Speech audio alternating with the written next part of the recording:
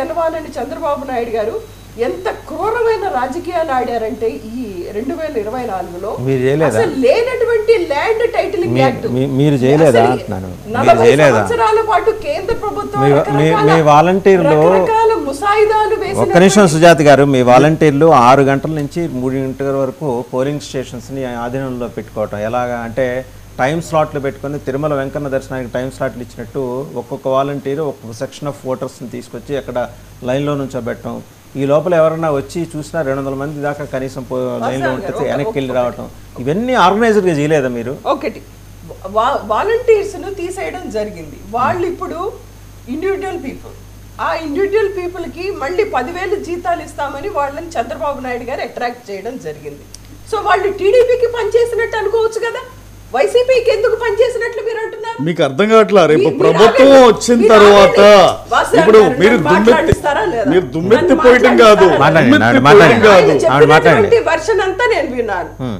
వాలంటీర్లకి 10,000 నేను జీతాలు ఇస్తాను అని చెప్పినటువంటి చంద్రబాబు నాయుడు ఇప్పుడు ఇస్తా అని చెప్పలేదే, ప్రభుత్వం వచ్చిన తర్వాత చెప్పాం. అవును, టీడీపీ ప్రభుత్వం వచ్చిన తర్వాత పనిచేశారు కదా, వాళ్ళు పనిచేశారు. మీరు ఎలా అంటారు? మరి మీరు వైసీపీకి పనిచేస్తారని మీరు ఎలా అంటారు?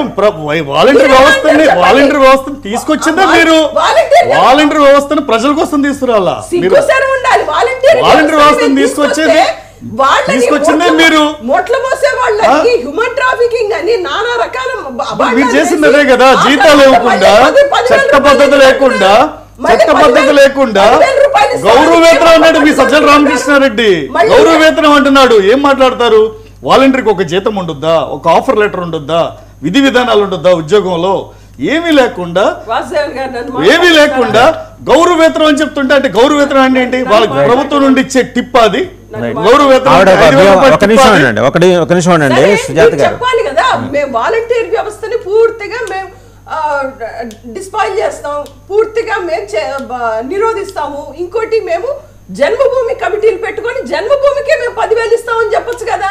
మళ్ళీ జగన్మోహన్ రెడ్డి గారు పెట్టినటువంటి వాలంటీర్ వ్యవస్థ ఎందుకు? మేము పెన్షన్ ఇస్తానన్నాను, మరి మీ జగన్మోహన్ రెడ్డి ఏం చేశాడండి? మేము పెన్షన్ ఇస్తానన్నాను, మీ జగన్మోహన్ రెడ్డి ఏం చేశాడు? చేతగాక మేము 2,000 నుండి 3,000 చేస్తే 2,000 నుండి 3,000 చేస్తే మీ జగన్మోహన్ రెడ్డి చేతగాక 4వ సంవత్సరం నుండి ఇచ్చాడు. దానికేం సమాధానం చెబుతారు? మరి పెన్షన్ పేరు మార్చొచ్చుగా మీరు కూడా. అంటే అంటే మీకు ఒక రూలు, మాకు ఒక రూలా? మేమేమన్నాం? వాలంటీర్ వ్యవస్థకి వాలంటీర్ వ్యవస్థని చట్టబద్ధంగా చేస్తాం. ఆవిడ మాట్లాడియండి.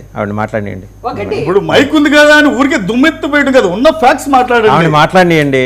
మీరు మాట్లాడారు కదా, లెటర్ స్పీక్ అవుట్. ఆయన పాయింట్స్ అన్ని రాసుకోమనండి, మధ్యలో ఇంటరప్ట్ అయితే ఐ విల్ క్విట్. తర్వాత మాట్లాడండి. మీరు రాసుకోండి. ఆవిడ చెప్పి ఆవిడ మాట్లాడండి. నిజాలు మాట్లాడండి. ఈ వైకాపా పార్టీకి నిజం అనేది మీ డిక్షనరీలో లేదు. స్పీక్ అవుట్ అండి, లెటర్ స్పీక్ అవుట్. మీరు తర్వాత మాట్లాడదురు కానీ. ఒకటి, పురంధరేశ్వరి గారిని పక్కన పెట్టుకొని పచ్చ పార్టీ ఈ రోజు అందరి పోలీస్ ఆఫీసర్లను మార్చి ఈ రోజు గొడవలు సృష్టించింది టీడీపీ పార్టీ. ఇంకొకటి, సంపద జార విడిచారంట. ఎవరు? జగన్మోహన్ రెడ్డి గారా? అసలు ఎంత సమాజంలో ఎంత ఉన్మాదభరితంగా ఈ టీడీపీ పార్టీ తయారైందంటే, ఒకడు వస్తాడు ఎన్ఆర్ఐ అని, ఒక పిచ్చి వెధ వస్తాడు, ఎవడో లోకేష్ అనేటువంటి ఒక పిచ్చి వెధ వస్తాడు. వాడు అమెరికాలో సస్పెండ్ అయినటువంటి డాక్టర్, వాడు మెడికో లీగల్ కేసుల్లో ఎన్నో కేసుల్లో ఇరుక్కున్నటువంటి ఒక వెధవ వాడు.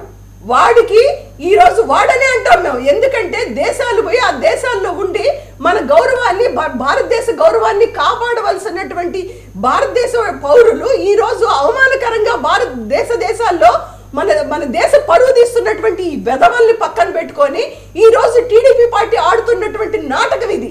ఈ వెధవ లోకేష్ అనే